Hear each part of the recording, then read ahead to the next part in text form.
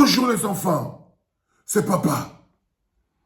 L'homme que vous voyez assis là derrière la maison, assis avec le banc, assis sur le banc, on est en train de lui faire le charlatanisme au corps. Le bonhomme à qui on est en train de faire le charlatanisme au corps, c'est Ahidjo Mamadou. Chanteur de Bikouti émérite, on appelle ça le lion blanc. Les chanteurs de Bikouti, là, venez ici. Que chacun aille me ramasser un chanteur de Bikouti, un chanteur camerounais, n'importe lequel. Ce message, c'est pour vous tous. Les ténors, les Minx, les Salatiel, les Jovi, les Kikiki. Je veux que vous regardez bien cette photo d'Ahidjo Mamadou.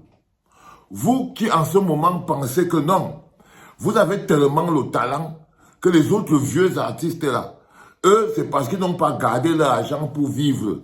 C'est pour ça que je veux que vous venez voir la photo de Ahidjo Mamadou. Allez me chercher les Mimi. Venez voir comment finissent les artistes au Cameroun. Il n'est pas le seul. Vous avez votre image de votre frère Boudor. Boudor n'est pas différent d'Ahidjo Mamadou. Je vous dis et je vous le répète. Si à un moment donné, vous ne sortez pas de l'état dans lequel vous êtes et vous venez rejoindre la lutte pour la défense de l'intérêt collectif, si vous ne sortez pas de la lutte pour les cachets, si vous ne quittez pas dans les bagarres pour je veux mon cachet, je veux mes petits droits que vous partez ramasser et vous venez avec nous, on essaie de donner un statut à l'artiste, ça ne va pas finir. Ça va vous rattraper vous-même. Je vous dis qu'il suffit juste d'un petit AVC, quand on n'a pas cotisé, pour que toute la vie te rattrape. Je vous répète encore, mes chers amis, voici Ahidjo Mamadou. Avant-hier, il était dans un centre de santé. Un centre de santé au milieu des mouches et des moustiques. Le problème, c'est qu'il n'a pas d'argent. Il est foutu, fauché. Tout ce qui lui est resté de sa carrière qui tournait, tout ce sont les habits. Et même les habits là, il n'arrive plus à porter. Tout ce qui lui reste, c'était les godasses et les habits. Et même les habits là, il n'avait pas à porter. Quand Ahidjo Mamadou entrait à Carrousel, avec les Pointinini, mais tout le monde était couché. Quand il chantait, est-ce que l'homme qu'on appelle Mbargambois, en Mbargambois, vous ne voyez pas Ahidjo Mamadou? Comment? C'est lui qui animait toutes vos fêtes. Est-ce qu'il y avait une fête d'un ministre que Ahidjo Mamadou ne venait pas chanter levez le doigt, levez le doigt, qui ne connaît pas Ahidjo Mamadou? Grégoire Ona, c'est pas ton frère, c'est pas ton fils. C'est pas ton frère, c'est pas ton fils. Il regarde Ahidjo Mamadou, le ventre a poussé. Alors vous le voyez là, vous pouvez croire que non. Il a atteint un niveau où il a déjà le ventre qui est bien gros comme ça là. Et il est tout petit comme ça là.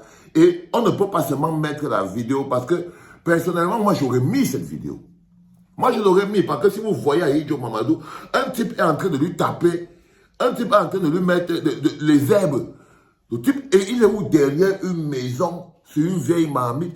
Même je ne dis pas que la médecine traditionnelle n'est pas importante. Je dis que c'est peut-être importante. Mais faites quand même ça avec un peu de classe.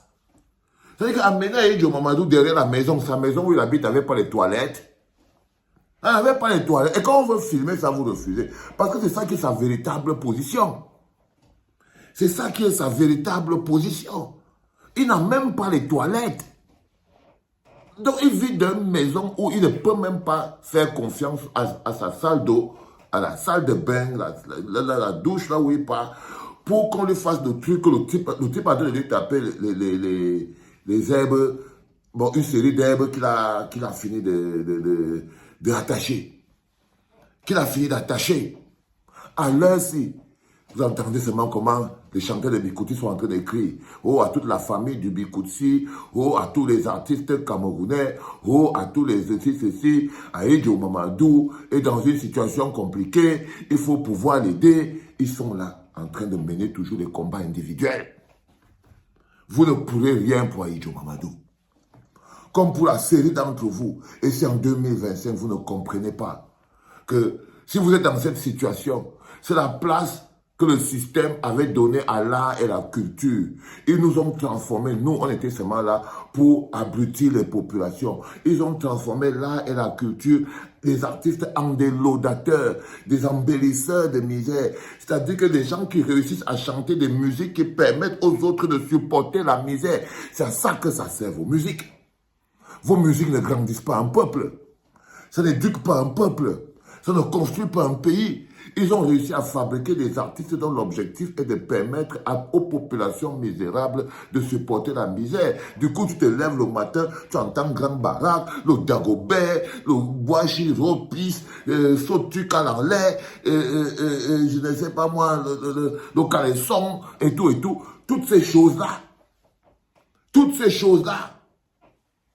C'était pour permettre, transformer toute une corporation dans des pays où l'art et la culture développent le monde. Nous, on nous a transformés en des gens qui permettent aux autres d'oublier, sinon de supporter leur propre misère. Mais comment on finit nous-mêmes? On finit dans la misère.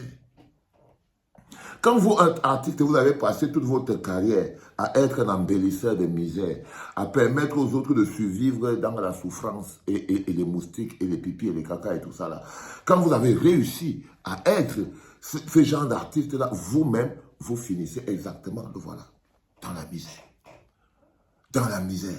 La lutte de notre époque, nous ne pouvons pas les laisser, on ne peut pas être des mendiants. Et là, quand je vous ramène encore à la logique liée à l'amour, l'affection, l'amour comme étant un sentiment qui a pour objectif de faire du bien à l'autre. Quand vous voyez les artistes camerounais, vous voyez que la gouvernance du Cameroun n'est pas empreinte d'amour pour les Camerounais, pour les artistes camerounais. Regardez comme ils finissent, les gars. Regardez Ahidjo Mamadou. Regardez Ahidjo Mamadou. Je me rappelle encore, une fois, c'était tout couleur qu'on voyait glisser dans la boue à Douala là-bas. Et puis après un jour, c'est Solomon, il était couché comme ça là. Aïe, c'est l'emba. Aïe, c'est... Personne ne s'en sort. Personne ne s'en sort. Si tu ne t'es pas appelé, à part si tu n'es pas les grâces des Calébènes, des Kaki, eux ils vivent encore, eux c'est les aristocrates des peuples de la musique. La seule personne qui c'est peut-être un petit pays. Et même là, le prix est cher. Hein? Un pays où il n'y a aucun artiste qui a une vie normale. Là, par exemple, si tu n'as pas construit toute ta maison, ta vie, et même quand tu as le cachet, tu finis de construire la maison avec. Quand tu n'es plus d'actualité, tu vas entretenir la maison comment?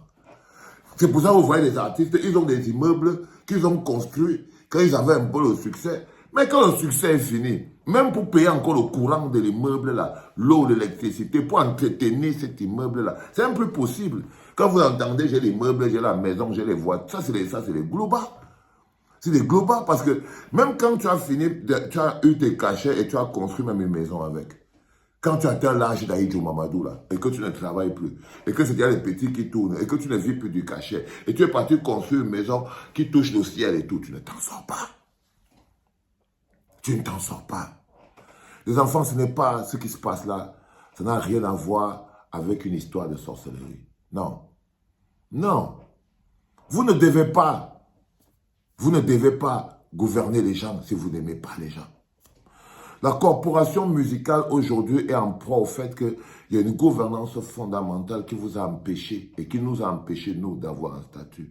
Et qui a transformé les artistes en des gens qui n'arrivent même plus à avoir le courage de se lever pour le plus important. Il n'y a que l'intérêt collectif. Là, vous les entendez parler, oh, il faut vous syndiquer, ça c'est la lomane de Tony Nobody. Parfois, tu as envie de lui frotter la bouche avec la brosse et n'importe quoi. Oh, syndicat sans droit. Le syndicat de quoi? Pourquoi? Parce qu'ils ont peur d'interpeller les personnes qui sont responsables de leur situation. Du coup, je fais ce travail. J'interpelle ces personnes et eux, qu'est-ce qu'ils font? Eux, ils me combattent. Et eux, qu'est-ce qu'ils font derrière? Ils me combattent, les enfants. Regardez comme ils finissent. Regardez-les. Je suis triste parce que je ne sais pas quoi faire. Je ne peux qu'attendre 2025 parce que j'ai un projet pour eux. J'ai un programme, j'ai un statut que je dois me battre pour qu'en 2025, cette histoire de statut soit réglée. Mais est-ce que je vais atteindre 2025? Je n'en sais rien. Vu le niveau de violence et d'insultes qu'ils ont sur moi, I don't really know.